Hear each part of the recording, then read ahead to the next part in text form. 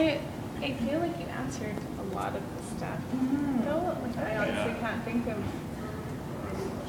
Okay, I can also leave my office number with you guys too, because often Okay. I find when I've done stuff like this is it's a lot to take in, and then questions arise later, or Right. just clarification, especially if you guys are doing a presentation. So I can Okay. leave you my office number, and then that way if there are any questions afterwards that come up, you know, Yeah. like on the drive home or anything like that, then you can just email or call, Okay. you know, and I can do that. And So. have you seen, like, has there been like a significant benefit on the community? Like, have you felt like it kind of draws a lot of people together having this? Oh, absolutely. This hospital? Yeah. Absolutely. I think, well, healthcare is really important in any community, right? Yeah. Every community wants its hospital, and, you know, when you hear about hospitals shutting down in some communities, it's a real blow to that community. And so it's so important to have your healthcare providers giving you that care. But this hospital, yeah, it goes beyond that because you not only get your physical care, but you get, there's that spiritual element, there's that emotional element, there's that other element about, you know, the health of a community, that holistic approach. So with our water quality technicians and that kind of thing, like it really takes that holistic approach. And I think that because our model isn't just about the hospital going out to the communities. I mean, there is that. Our staff do go to communities to provide service because we do serve 11 First Nations communities, and they are rural, and there are access problems or access barriers for some people. So it's important to do that, but we really take direction from the community. What is it that the community needs, and then we come back, and it's really our responsibility to make sure that we deliver what the community wants from us.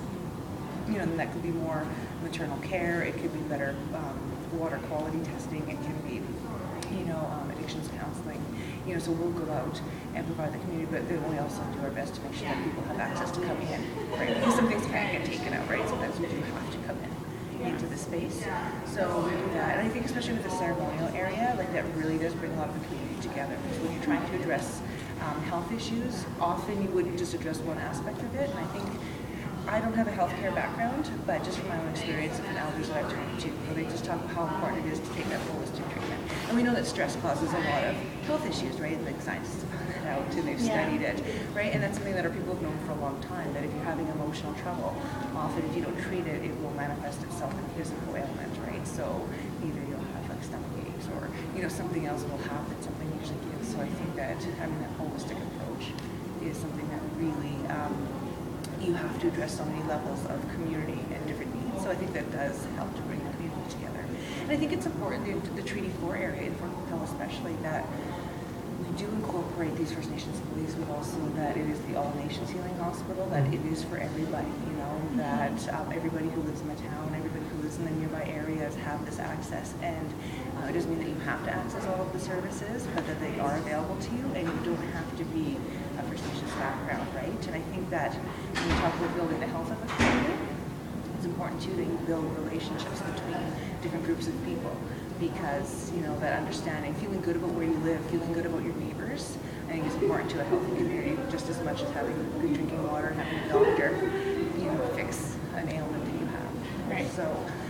So for me, in my experience, and I'm new, I've lived in Regina for most of my life, Regina and Saskatoon, so I've only been in this area for a year.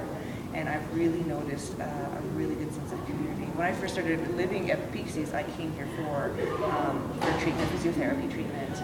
And then when I became pregnant, I was, of course, accessing the health clinic on the reserve and then the Women's Health Center. But since working here and seeing the people coming in and out from different communities, and it really is a good place to work. Like, there is a really good sense of community here.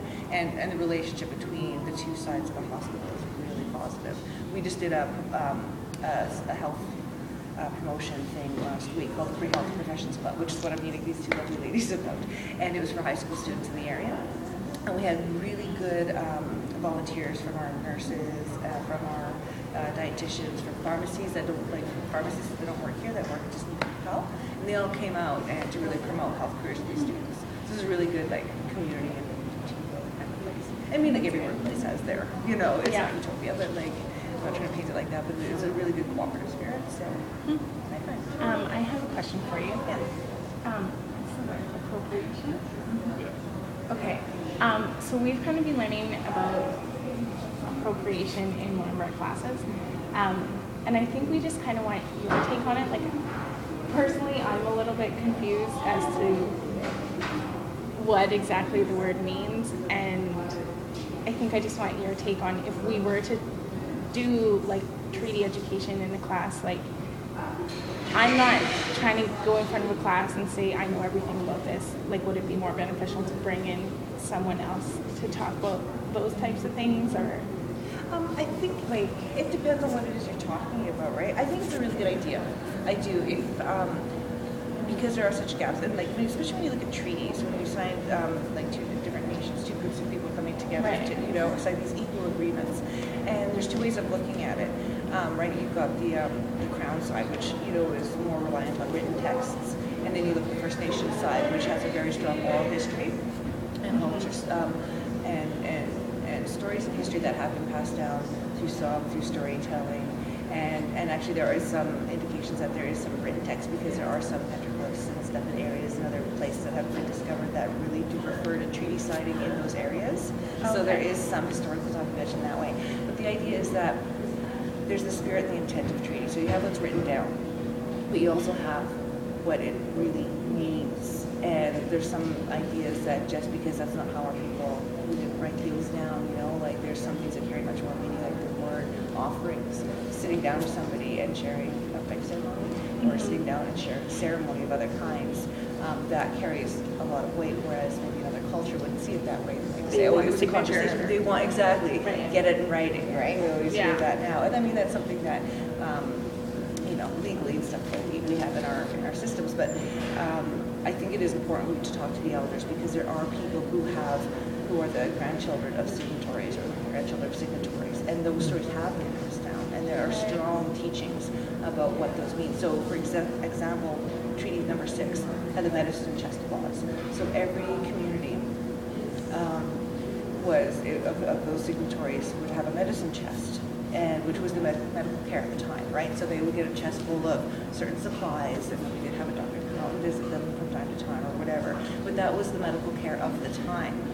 But the spirit and the intent of treaties doesn't mean that we just get a medicine chest in 2012, right? That healthcare today is more than a medicine chest. That was great in 1876 when that treaty was signed, but not today. So that's where our treaty right to healthcare comes into play, is because the spirit and intent of that healthcare goes beyond just a box of medical supplies. So something like that.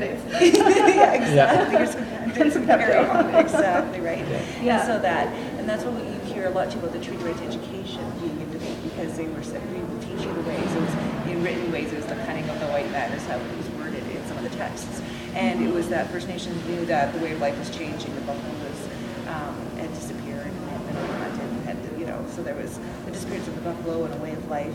And so they knew that, and First Nations have always adapted throughout history, all the changes that have happened. Very adaptable people, so they said, well, we need to learn new ways as well. And so education is very important, but today sometimes there's a battle between provincial and federal governments as to how far does that right go, and it really goes to make sure that we are able to participate fully in the economy and to participate fully in society. And that does mean a university education or post-secondary education. So it doesn't always have university, but some kind, like grade 12 doesn't cut it, elementary schoolhouses don't cut it, that it's about participation. So the spirit and intent is really important when you talk about people, and I'll talk about that history. Sorry, I can really go on, so. Yeah, that was kind of like a intense question, but. I'm sorry. Yeah, that's really good. To make the point of why do you need somebody to talk about the spirit and intent, it's those concrete examples of health and education that I think is really important. It is recognized, but I think if you're ever concerned about what you're teaching and don't feel like it's right, so the appropriation, I just want to address that, is the way I see appropriation is when somebody has a culture belief system and you don't really understand it. Sorry, I'm in trouble for these days. That's okay. I would never take somebody else's culture and be like, oh, that's really cool, like Chinese medicine or Chinese ways of doing things. Be like, that's cool, I'm going to make it my own, because I would feel like I'm appropriating some other culture's beliefs and practices that I don't fully understand, right? And so but what's the difference between not necessarily trying to make it your own, but trying to learn about it? I would say that's different. I would say that we're just trying to learn about it. I think if you approach anything with a pure heart, really, they say the word house names with good intentions, but I think if you go in with really good intentions and you're really honest, and that you are careful not to you have to be open to other ways of thinking and other ways of approaching things. That's the key thing, I think, between the relationship, is that it's not always going to fit maybe in a European style of thinking or a, you know, Anglo-Saxon way of thinking. It's got to be, you have to be open to, our ways of believing, our ways of knowing things are different. It doesn't mean that they're less valid or less true, or, you know, like a lot of things proven in science are things that we already practiced, but we just knew them in a different way. So I think that if you go in, say, respecting a different way of looking at something, even if it's not something that you grew up with, but if you know, that's your respect, I think that is really important, as opposed to saying, oh yeah, well, the elders believe this, and, you know, that's just a belief. I think that's a really dangerous way of moving forward in our society. Okay. So, but ask a question, you know what, everybody, myself, other elders, people are really eager to share their knowledge and really eager to help. And so if you're like, oh, there's protocol, I don't understand what to do, if you just go and say, I really don't know what I'm doing, and I'm supposed to teach this material, and I need help, people will help. So that's the short, probably better answer. Yeah. Just No, ask that's for it. okay. I like the other answer too. So, Okay, well, great. that's why I went into journalism, because I'm too long-winded. It's better if I ask the questions and other people talk, because otherwise it goes on. One more question for you. Can you just give us, on the video there, a list of everybody that we spoke to today, so we can have it for Sure. reference? Give Yes. us what their title was. Okay, we talked to Stella in the Women's Health Center. The first one was Stella. I don't have her last name, but I could get it for you.